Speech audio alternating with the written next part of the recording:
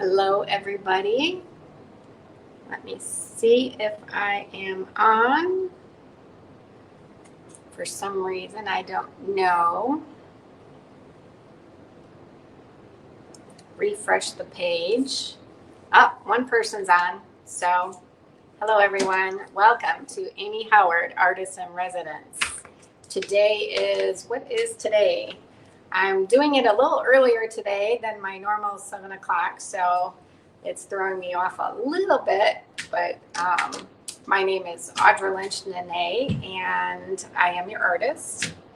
Some of you may have seen me before. Hello. Some of you are new. That's great. I have been a decorative finisher for about 30 years now, mainly walls and floors, but obviously whatever can be painted we can do, right? So, and today we are doing a non-bleached bleached wood look, and it has been kind of popular. I've been seeing it pretty trendy in reels and posts and that kind of thing. So, oh, hi Leanne, nice to meet you. So let me just show you a picture that I found real quick of, this one came from House Beautiful, and this is a picture of some bleached wood. But look at that stool too. Isn't that beautiful? A nice little blue. You can use Amy's products to complement, and it's really nice. But anyway, I have to be honest, I have never actually bleached wood, in part because I really don't want to deal with bleach. So I thought, well, let's just use Amy's One Step, like a stain, and make it look like bleach. So, and I know there's some other people that I've seen do it now as well. This one I found, this is actual bleaching, and this one says 5 coats, and this one says 3 coats, which that just seems like a lot of work for me. So I wouldn't want to have to do 5 coats of bleach. So, hi Kathy, hi Danny, good afternoon. I know it's such a beautiful day. Summer's coming to an end, right? Kids are going back to school. It's kind of nice though, but it's also kind of sad. Anyhow, I picked up these 2 vases. These are the 4s. I did one. This is the top of this little one, but you can see how dark it is. And I actually did it ahead of time, and I bleached this one. Well, I didn't really bleach it, but quite a difference. If you see the color, the dark, hold on, the dark versus what it turned into. And it's super easy. I like easy. Easy's nice. So basically all you need are 2 products. And this is the other piece that I did. I did prep it already, so it's ready to go. I basically just sanded off the varnish that was on there and cleaned it with Clean Slate. So we have our Clean Slate. So basically you're just going to sand off the finish, clean it, and then we're just going to make a 1-step stain. Pretty much. Super easy. One thing I want to say, let's see. I know, right, Shelly? It's such a big difference. I mean, look how nice, right? Just nice, natural. Anyway, this particular piece had a lot of red in it. So if you're looking at doing some of these projects and you want to do kind of a stain with the 1-step instead of a full opaque coverage, what's underneath is going to show through. So this wood having a slight red cast, we need to knock that back, because if I did it with just the cream, I'm choosing linen. I have 1-step linen. If I did that, I would get a pinkish undertone, because the creamy color mixed with the red would give me a little pink undertones, and I didn't want to do that. So what we can do to combat that is, if you guys have a color wheel or just go look one up, you will see that you have your primary colors, yellow, red, and blue. So the second, or the complementary color, so for yellow, it would be purple. And for red, it's going to be green. And for orange, it would be blue. So since I needed red, I want to use, or since it was a little red, whatever color is opposite of red is going to counteract that red and neutralize it, if that makes sense. I'm kind of not making sense. But so you're going to need green to knock out that red, if that makes sense. If you have an orangey wood, you want a little bit of blue in your cream to knock out that. If you have yellow and you want to make it more neutral, then use a little bit of purple. Okay? Yes, this is wood. And I did it as a stain. I don't know if you can still see, but you can, in person, you can still see all the grain. My sanding job probably isn't super great, although I think it wasn't, some of this was not the best of wood anyway, but I don't care anyhow.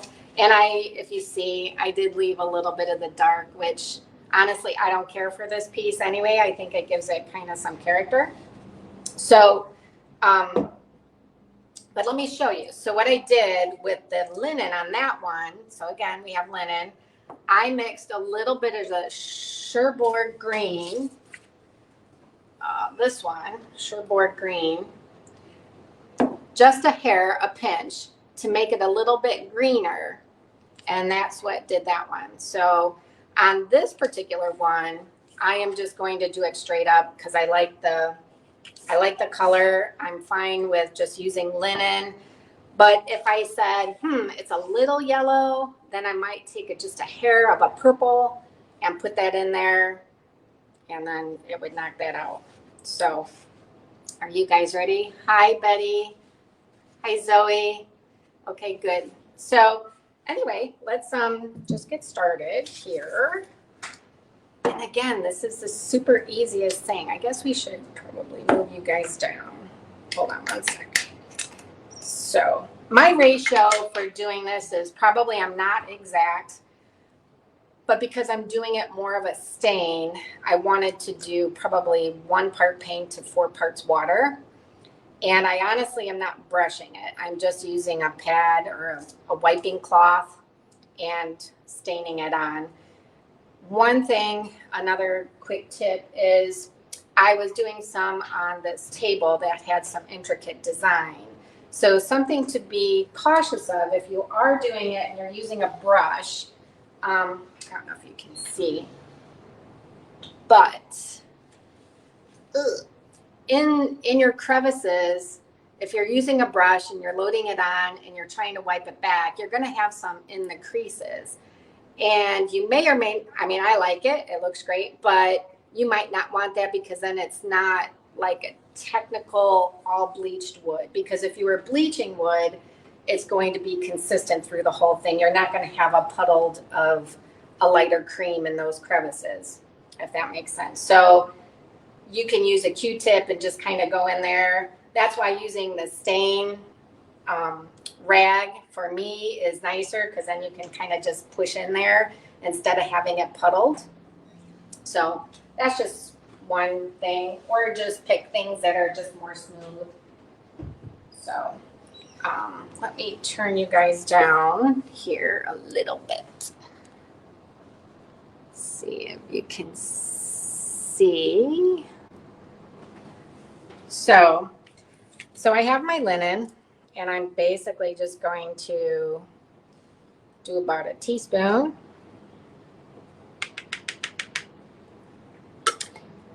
I hope everyone's good. Hope we all had a good summer. It's been kind of a weird year here. And then I'm just eyeballing it. So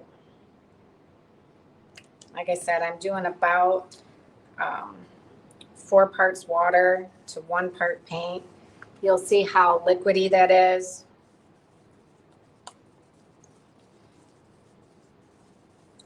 and just stir it up. And again, I like this color the way it is on here, so I'm just leaving this. I did try it with milk paint as well, and it dried too light. I probably maybe could have used other pigments and made a custom color, but I didn't. I think this is better, but because then I don't want to seal this either. I didn't put a wax on it or a matte sealer. I like it just as it is. And with the milk paint, you really want to do some kind of protection on that. So here we go. Let us, if you want to wear gloves, of course, wear gloves. Hi, Mary. How are you? Let's see. The wood grain. Isn't it nice? I love it. And it actually, I don't know what kind of wood. It might be cedar. I'm not sure. I'm not great with my wood species. So I'm basically just dipping a rag in and washing it on. See, and all that grain is coming out. And if you feel it's too light or too dark, you want it lighter, you want more paint on it, mix in a little more paint, a little less water. But I really just wanted this, just really, I love this grain showing through. This particular piece had some Bondo stuff, so we'll see how that covers up.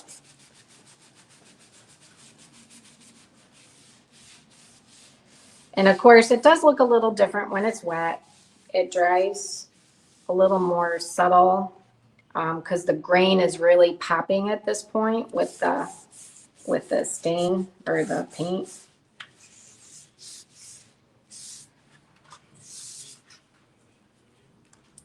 And once it dries, if you decide you're like, oh, I want it a little lighter, then come back and put a little more on it. So again, I'm just doing it just kind of like a stain, wiping it on. I've actually been doing some other projects using Amy's One Steps as stains, and it's really fun. It's pretty versatile.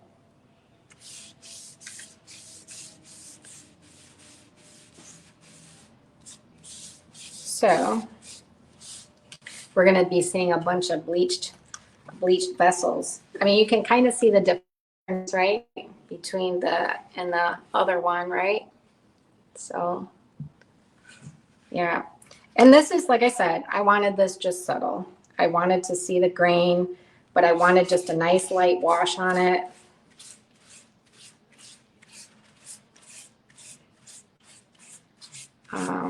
Sanding it is the most time consuming, obviously.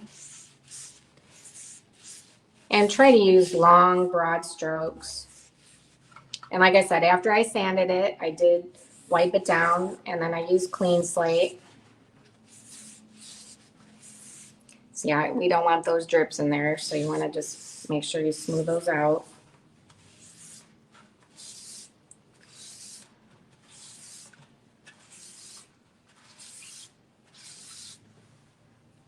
And that's pretty much it.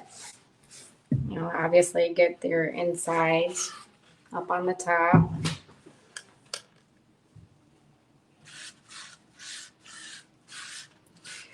That's one nice thing about Amy's One Step and the other products. They're so versatile. There's so much that you can do with all of them. Combine them, do different things. I mean, they're obviously made for furniture refinishing, but you can do art pieces. I think that's what I have coming up next, if I can remember. I think we're going to be doing an image transfer. So.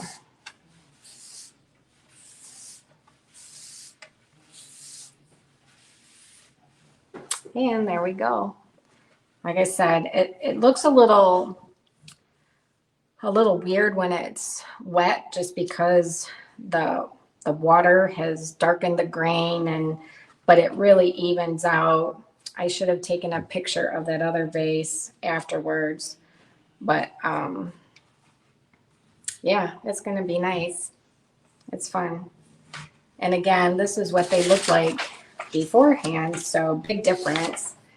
I mean, I really wouldn't want those vases around my house like this anymore.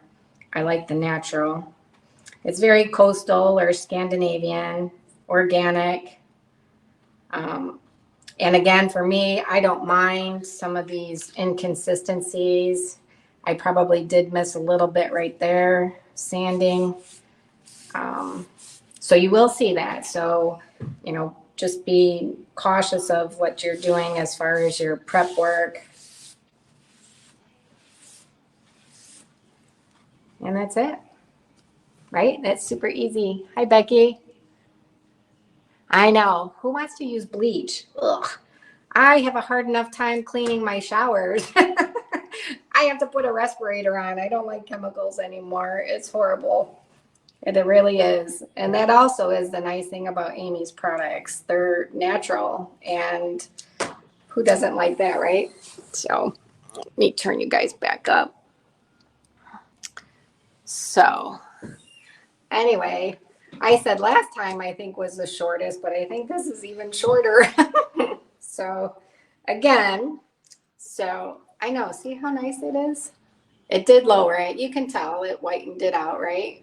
So, and again, after this dries, if I think, you know, geez, it needs another little bit of lightening, I might put some on, but I'm actually pretty happy with it. And then here's the other one.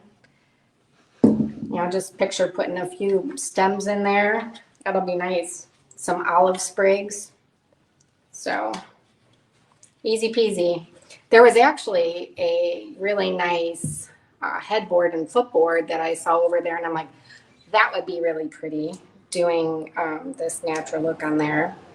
So, and again, like I said, just be careful when you are doing something with intricate designs, because it will puddle if you're using a brush to go in there. So use a rag or use a Q-tip or something like that.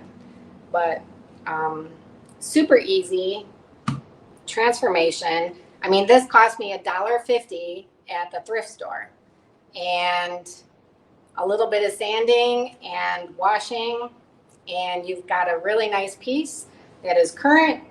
And then obviously 10 years down the road, if you want something different, paint it, stain it, whatever. So does anybody have any questions? New life. Yes, exactly, right? I know, I would never, this probably was sitting there at the thrift store for probably ever, but for $1.50, I'm like, bingo. So, and it really does smell good. I think it really might be cedar. Leanne, no, I'm not sealing it because I'm using the one step. If you want to, you can, if you're going to be, I don't know, maybe putting it in the kitchen near some stuff, but no, you're fine. You don't have to. You could put matte sealer on it as well, but I wanted to leave it as raw, as natural, and with the one step, you don't need a top coat. So yes, very easy. Again, I think that's probably one of my easiest ones to do. I've got 31 here today, so I forget what I'm doing next. Oh goodness, I think it's Summer Memories. We're going to use some copycat transfer and some burlap and plaster, so that should be fun to preserve our summer, right? I think that's what I have coming up. I'm not sure of the date either. So cerusing wax, you could use cerusing wax. Now that's a little bit different than using this as a stain. The cerusing wax will go into the crevices more, although this is pretty smooth, but the cerusing wax will go in and then you wipe it off. So now you're doing, like I said, you're kind of getting it into the crevices. So that's a little bit different look. So any other questions? Yes, the transfer should be fun. I'm looking forward to it too. I had a party here. I have a studio here in Northwest Indiana, and I'll be having events and classes. And I had a class about a month ago, and we actually were using Amy's one step is stains. We did some memory coasters, and we did some transfers, and it was fun. There were 19 of us, and then we did a painting. So that kind of is my lead way into the next Facebook Live. So, any other questions? If not, again, real quick, go over it. Sand off your varnish, your whatever is on there, your finish. Wipe it down with clean slate. I used linen one step, 1 part to about 4 parts water, mix it up, use a wiping cloth, rub it on, let it dry, and you're good to go. Okay? So until next month, you guys all enjoy. I know Amy, I'm sure, is popping on tomorrow at noon. I'm not sure. I've kind of been out of touch on Facebook, so but yeah, she should be here at noon tomorrow. And then, of course, our other artists do on Tuesdays and Thursdays. So make sure you tune in to them as well. Okay? So everyone have a great day. Enjoy the weather. Hopefully it's all good by everybody. And until next time, see you later. Bye-bye.